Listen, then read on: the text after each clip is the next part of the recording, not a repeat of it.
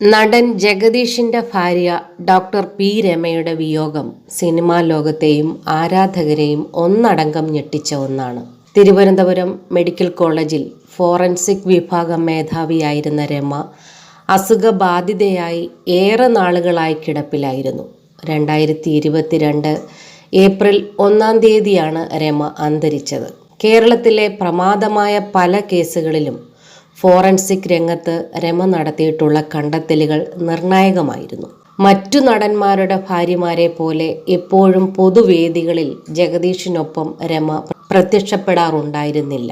താൻ ഭാര്യയ്ക്കൊപ്പം എന്തുകൊണ്ട് പൊതുവേദികളിൽ പ്രത്യക്ഷപ്പെടുന്നില്ല എന്നതിൻ്റെ കാരണം ജഗദീഷും അഭിമുഖത്തിൽ വെളിപ്പെടുത്തിയിട്ടുണ്ട്. തൻ്റെ ജീവിതത്തിൽ ഭാര്യ രമ വഹിക്കുന്ന പങ്കിനെക്കുറിച്ച് പല അഭിമുഖങ്ങളിലും താരം തുറന്നു പറഞ്ഞിരുന്നു.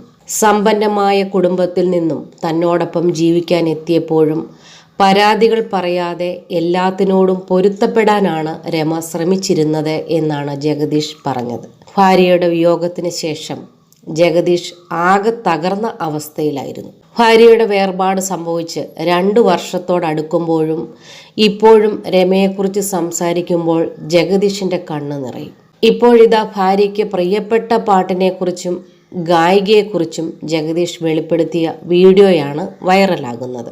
ഏഷ്യാനെറ്റിൽ സംപ്രേഷണം ചെയ്തിരുന്ന സംഗീത പരിപാടിയായ ഐഡിയ സ്റ്റാർ സിംഗറിൽ അതിഥിയായി എത്തിയപ്പോഴാണ് നടൻ മനസ്സ് തുറന്നത്.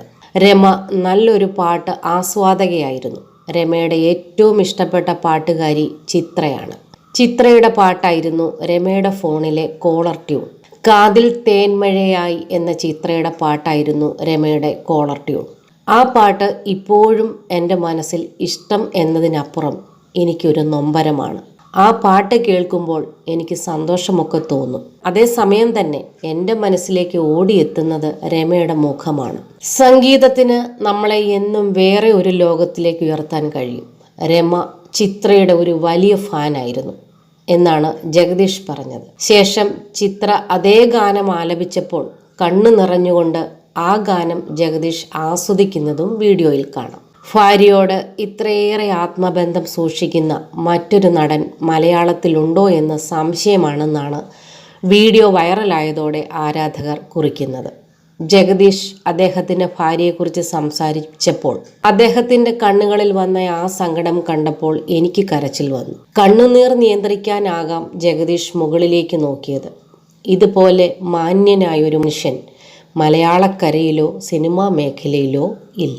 ഭാര്യയുടെ വേർപാട് ഇദ്ദേഹത്തെ വല്ലാതെ ഉലച്ചു കളഞ്ഞു.